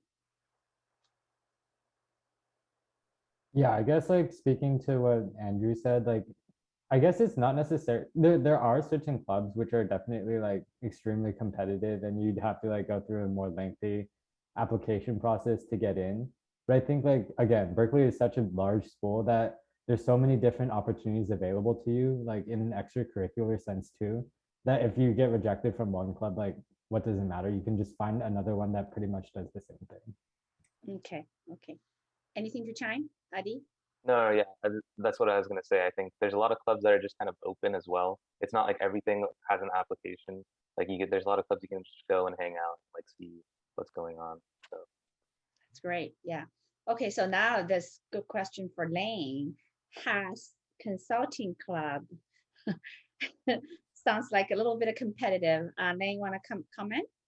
Yeah, sure. I'm a Haas student. I feel like who's very against the consulting clubs. And yeah, I think looking back on my last 2 years, the best thing that could have happened to me and like a bunch of people I know is getting rejected from like the really hardo top tier consulting clubs. And the reason I say this is because yeah, like they'll work with like really good companies and they'll flex the names on you and they'll flex the low acceptance rate and make you think that it's what matters and make you think that that's what gets you into Haas because they have a high Haas acceptance rate. In my personal opinion, they have a high Haas acceptance rate probably because they accept like high quality students, not because of the club. The club itself is, I'm sure it's a great way to meet people. I know a lot of people who love it, but it is not the end of the world. It is definitely more important to try and pursue your interests. And there will be a club for that. And yeah, if you if you're like interested in hiking and join the hiking club and you think that's not enough for Haas, you can join like an academically like focused club or like a professional focused club. But do not think that like because you didn't get into the top 3 consulting clubs that it's going to affect your Haas application. As I mentioned, I think a lot of it is your personal journey and how you convey that in your essays. But I mean, there are low acceptance rates. The clubs have a lower acceptance rate than the school itself. It's like ridiculous to a point. And they really just try to gas up their low rates. So don't let it fool you, I think. Okay, this is the best thing I ever heard today. Okay, just about us is the best thing that happened to you that you guys got rejected by the consulting club. Thank you, Lynn. Because so many parents and students are so stressed about trying to get into this club and thinking that's the foundation, their pivot stone to get into Haas. Oh yeah, I mean, I was one of them. It's just like not worth it. And it's like a lot of the times like you can only tell it to people and you know that they're a freshman, highly motivated, it's not going to work, but eventually like the earlier that it's realized the better. Okay, thank you. We'll share this with the new students.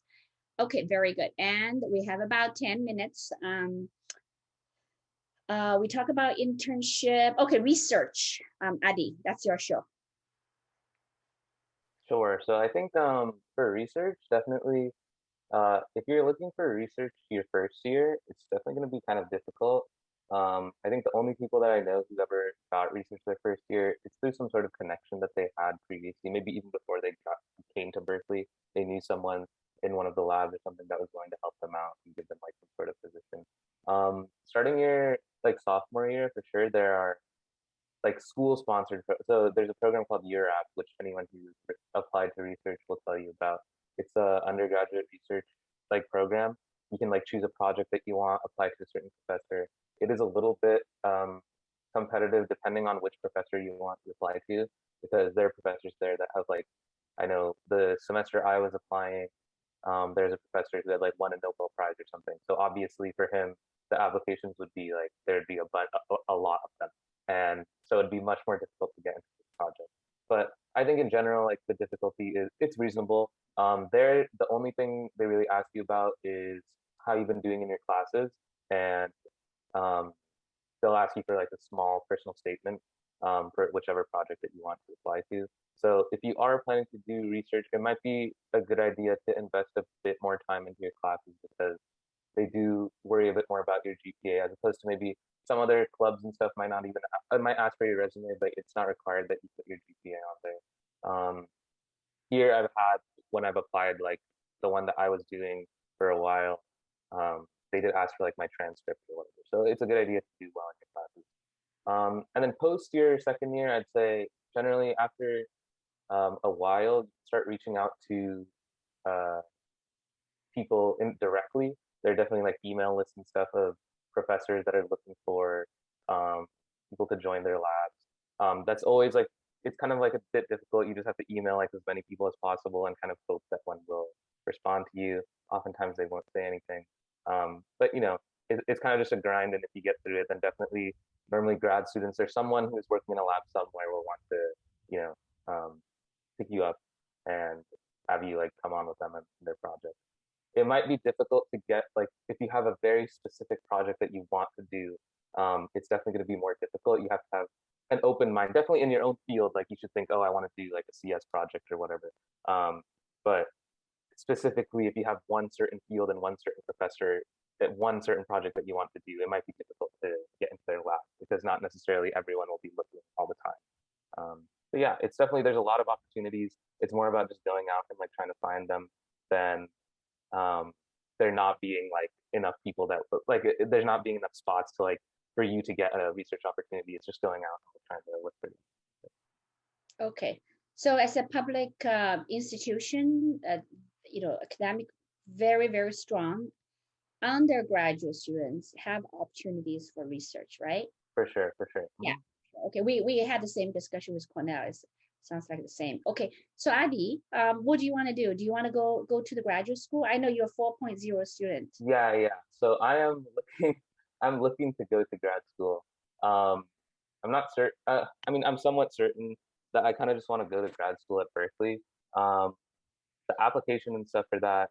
I mean, that's like a long ways away for the people here, but yeah. So definitely, if you're doing something like, I know for some programs there's like a 5 years master's program where you just have to reach a certain GPA requirement.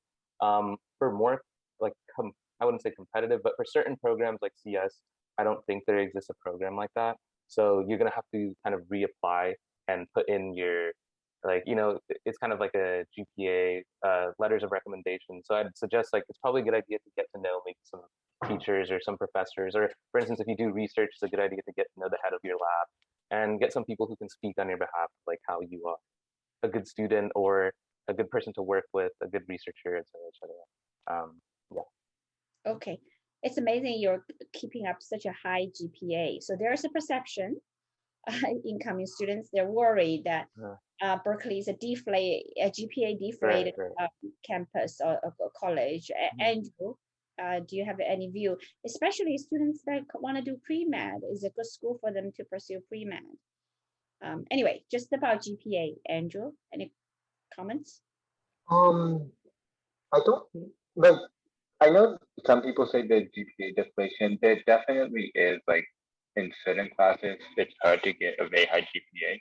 But for the most part, like, if you put in the time, you can definitely get the grade you want. It's just the time varies from class to class, especially project-based classes. They they are kind of time sinks. I'm in like a lot of them this semester, and I have to spend like hours every week on just on 4 different projects because I need to build a lot of stuff. But I feel I feel like you can definitely get the GPA you want, but it depends on how much effort and time you have. Okay, I see. Thank you. Yeah, so 4.0 is definitely obtainable, right? So yeah, okay, good, very good. Some students made an effort sending questions. I have a couple more just in the email, but one question about freshmen finding internships. Any comments? Lane, Zach, go ahead, Zach. Yeah, so if you're a freshman, like do not expect to find an internship. Like you just have like at that point you've only taken like a very limited set of classes that you just don't have that many employable skills. And then so like the only way that you're pretty much going to get it is either through sheer dumb luck or if you have some sort of connections like automatically. So I would say like there's plenty of options even during the summer, even if you don't have an internship, like on-campus research opportunities, taking summer classes, like all those are like completely viable and excellent options if that is something that you're interested in. So I wouldn't expect to find an internship, but obviously like it doesn't hurt to like at least start the application process. Okay, how about Lane? What do you think as a freshman? Yeah, I mean, but like same as what Zach said, you're not expected to have anything as a freshman. For Haas students, I think everyone likes to have a good 1 or 2 to apply because that's a lot of what people think matters. And I think your like internship experience does matter.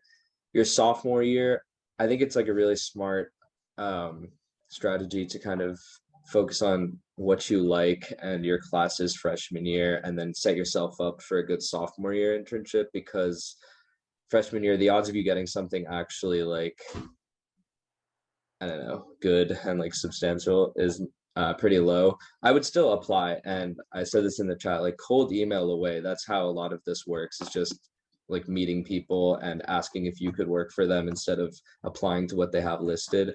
So you can never like fail by doing that. But yeah, I mean, you don't need a summer internship your freshman year, and then maybe try and like set up for a good one sophomore year. But even then, it's not the end of the world. Okay, yeah, we had at Berkeley has freshman intern that helped us with business planning, and she got into Haas later, so that's good. Now she's at Goldman Sachs for the 3rd year. Very good. Okay, so I think that Brian was asking a lot of questions through email, but I think Brian also was asking probably here, I'm not sure, but basically about, there are a couple questions that's not covered. A typical meal plan. Do you guys love Berkeley food? I'm smiling. Go ahead. I Yeah, think so oh, you go. okay, yeah, I was just gonna say that like typically like if you live on campus, there is a meal plan, and then there's like a variety of cafeterias out and about. Like there's Crossroads, Cafe 3, Clark Kerr, and I forgot, I'm forgetting. Oh, Foothill. Yeah, so I honestly believe that like the vast majority of people who are complaining about Berkeley food just like are going with the hive mind because they think that it should be bad. So then it just manifests itself as bad. But like just catering to that many students, like I feel like they have to have something that's like just good enough, but not like excellent. So it's not going to be like a Michelin star meal, right? But it gets the job done. And then like if you're living off campus, then that's when you typically like cook on your own, or you have to, or you get takeout every day, or you can also get like some sort of on-campus meal plan that, or you get some sort of meal plan that to supplement that as well. Okay. Yeah, I think, at all college students, because you guys are in between financial independence, dependent and independence. So the restaurant food tend to get expensive because you have a small allowance from parents, and all three of you work, right? Except for Lane, that all three of you work with us. So eating out can be expensive in Berkeley, but there are a lot of good choices, right, Zachary? Berkeley is the only town that basically you can pretty much get all kinds of food within walking distance. In that way, Berkeley is the best college town ever, better than Ann Arbor. I went to Ann Arbor, and better even than Cambridge. I don't think the Harvard Square has that many restaurants, and I think it's less expensive at Berkeley because you get before COVID, I got like a noodle, beef noodle for $10. Probably right now, inflation is $15 now. So anyway, I love Berkeley. I just, every time I go there, I pamper myself with boba tea. So, okay, good. And there are a question from Brian as well. They're concerned not getting to CS. If he got into DS, data science, does he have less priority choosing classes? Do you guys know? I think for CS classes, typically how it works is they'll have a certain amount for upper division classes. They'll have a certain amount reserved for CS students. For certain CS classes, they'll have some seats reserved for like data science students. So it shouldn't really be something that you're worried about because all of the classes that so data science students can take a certain number of CS class or a certain like amount, like a certain subset of CS classes to count towards their major, and most of those will have like some restricted seats just for data science students. So you should be okay. We should be okay. Okay. So, and the other question he has about like structure, computer science 61A. I remember back a couple of years ago, like 1,600 people. So there's a structure to support that, right? But we still have students that are being coached, being tutored. Berkeley students you guys are teaching some, undergraduate students here. So what's the support system? Do they have to go outside the system to get support, like from Hattie, from you guys? Anyway, I just wanted to further understand the support system for the large classes in computer science and also in business as well, and engineering. Yeah, Zach, you want to comment? Yeah, so I guess like one thing, if I could go back in time and then like do it all over, like first of all, just having having your fellow students who are like going through the same experiences, like making friends in discussions, office hours, that kind of thing, can be a huge help. And another thing is just like finding the right TA who's able to like explain the content in a way that resonates with you. That's like very, very underrated, I think, because like you're not going to get that much direct support from your professors. Like you're dealing with classes on the magnitude of like over 1,000 students, right? So they can't respond to each and every student individually. But if you get to know your TA, then they're a very valuable resource in case you have any questions about the course content or logistics or anything like that. So I've always found that I've been able to get the help that I needed in the end, though. Okay, that's great. Andrew and Lane, any comments in your area? Yeah, like I said, work with other people for sure. Like it, if you work alone, it's a lot harder. Also, go to office hours if you need help. Some of them get really crowded, but for the most part, you can try to go, especially if you go a little bit earlier than when the due date is. If you go the due date, it's going to be busy. Also, a lot of the lowest div classes, like a lot of the intro classes, like 16 and 60B, there's a lot of core staff to help with, like there's things called homework buddies where there's a lot of just TAs walking around, or like students who take in the class with walking around helping to answer questions. So there definitely is support. There's also like on-campus tutoring and stuff like that. So there is a lot of support from the school, but like you have to actively seek it out. If you just like run the stuff by yourself and you just are like, I can do it all on my own, it does get a lot harder. Okay, I see. Okay, we're running out of time. I let you guys know it's party night. Okay. So, and one more question: curve. Are all those 3 classes curved? The 3 CS classes. So for 61A, 61A operate, or all 3 of them will say they operate on like a bin system, which means that they'll say, okay, there's a certain amount of points that you have to get across the whole class, and the bins are fixed. So that's how they tell the students, like, oh, we'll make sure that like if everyone gets like the full score, then it's not like everyone will get a C, like everyone will get an A, right? But the idea is that they'll have this bin system. So for 61A, for instance, it's out of like 300 points, and then like 290 or above will be like an A or something like that. That I'm not sure the exact number. I'm just making something. So the idea is that like if they notice at the end of the semester that too few students have like an A, like they want more students to have gotten it, then they'll shift the bins, which means they'll change the cutoff. They'll say instead of 290 points, it'll be 285 points. But they won't specifically tell you like, oh, we're going to shift the bins or something. So it's a good idea to just look at it and be like, okay, I need to get, if you want a certain grade in the class, you're just like, I need to get a certain amount of points. And then if you're on the border, normally sometimes it'll be safe to assume like, oh, maybe they'll shift the bins and you'll get like 1 grade up. Yeah. Okay, so your success is still related to the group success. Exactly, there is still a group component. Even if they say there's like everyone could get an A, that's not necessarily the case. Yeah. Okay, that's great. Okay, yeah, so that's pretty much done. I know maybe there are quite a few questions that we cannot cover, and I will do one very quick advertising. So if you have friends that want to coach with us, and have them send the resume at hello@hattie.com. All 3 of you must be tired of my emails. But with all said, thank you so much. Thank you, Lane, for stepping up and helping us. I will send a private email to 4 of you, and so you get to know each other. I know Adi and Zach know each other, and later on when Lane gets working in a big company, consulting company, maybe we can introduce all other Berkeley Cow Bears into a company. We help each other. That's all I'm saying. Yeah. So thank you again, and hopefully I'll see you guys in person at Berkeley.